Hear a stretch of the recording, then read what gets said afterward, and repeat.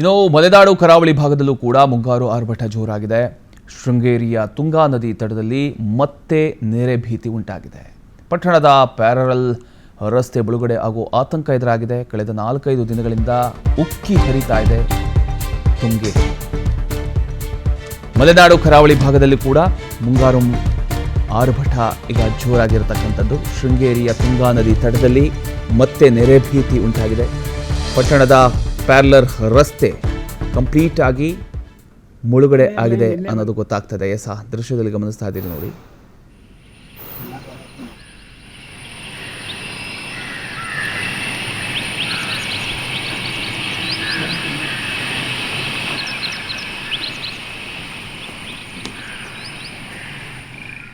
ಇದರ ಬಗ್ಗೆ ಡೀಟೇಲ್ಸ್ ಕೊಡ್ತಾರೆ ನಮ್ಮ ಪ್ರವೀಣ್ ಪ್ರತಿನಿಧಿ. ಪ್ರವೀಣ್, ಈಗ ಆ ಭಾಗದಲ್ಲಿ ಹೇಗಿದೆ ಮಳೆ? ಸೊ ಏನಾದರೂ ಅನಾಹುತಗಳು ಸಂಭವಿಸಿದೆಯಾ ಅಥವಾ ಎಲ್ಲ ನಾರ್ಮಲ್ ಆಗಿದೆಯಾ, ಹೇಗೆ ಅಂತ?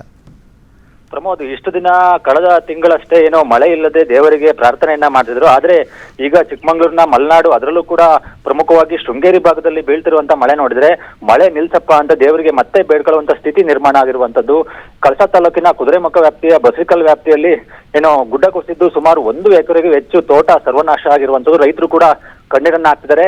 ಸುಮಾರು 1 ಎಕರೆ ಅಲ್ಲ, ಈಗಾಗಲೇ ಮತ್ತೆ ಮಳೆ ಬಂದ್ರೆ ಭೂಮಿ ಆ ಗುಡ್ಡದಲ್ಲಿ ಸುಮಾರು 300 ಅಡಿಗೂ ಹೆಚ್ಚು ಎತ್ತರದಲ್ಲಿ ಭೂಮಿ ಬಿರುಕ್ಬಿಟ್ಟಿರೋದ್ರಿಂದ ಸಂಪೂರ್ಣವಾಗಿ ಮತ್ತಷ್ಟು ತೋಟ ನಾಶವಾಗುವ ಆತಂಕದಲ್ಲಿದ್ದಾರೆ.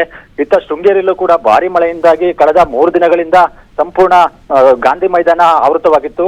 ಆ ಜೊತೆಗೆ ಅಲ್ಲಿ ಪಟ್ಟಣದ ಬಹುತೇಕ ರಸ್ತೆಗಳು ಮುಳುಗಡೆಯಾಗಿದ್ವು. ಇದೀಗ ಮತ್ತೆ ಕಳೆದ ರಾತ್ರಿಯಿಂದಲೂ ಅತಿ ಹೆಚ್ಚಿನ ಪ್ರಮಾಣದಲ್ಲಿ ಮಳೆ ಆಗ್ತಿರೋದ್ರಿಂದ ಮತ್ತೆ ಪ್ಯಾರಲಲ್ ರಸ್ತೆ ಮುಳುಗಡೆ ಆಗುವ ಆತಂಕ ಎದುರಾಗಿದೆ.